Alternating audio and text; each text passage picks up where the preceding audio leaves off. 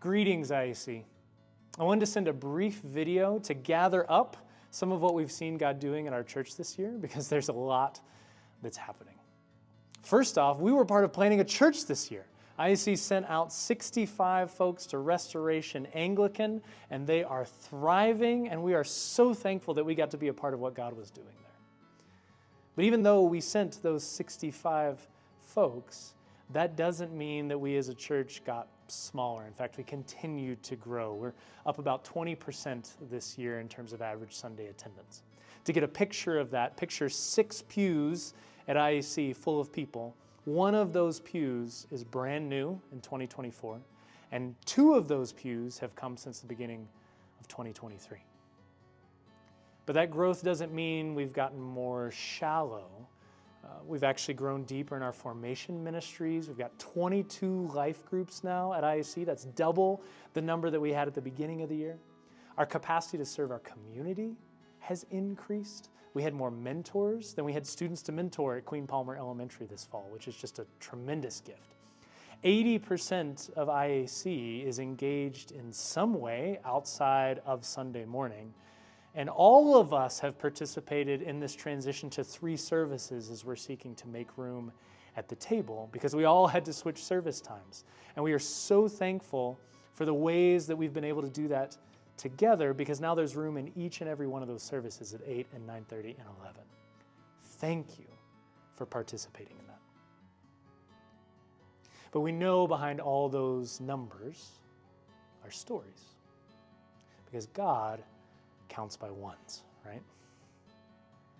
We want to hear your stories. We want to hear how God is working in your life through this community of IAC. So as soon as you're done with this video, I want to encourage you to go to the link in the video description, also to be in IAC notes, for stories around the table. That's just a really brief, easy a Google survey where you can type in, what are you seeing God doing in your life through IAC? Tell us a story.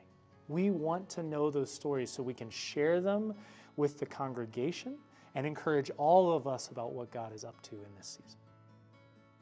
To share one story I've recently heard.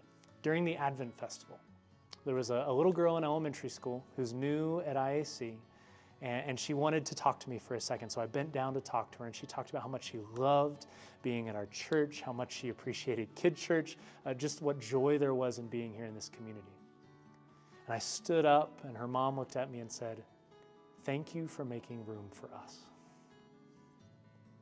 Praise God. Praise God for all He's doing here. And we know that He is doing that through each and every one of you and your gifts of time and your gifts of talents, and also through your gifts of resources.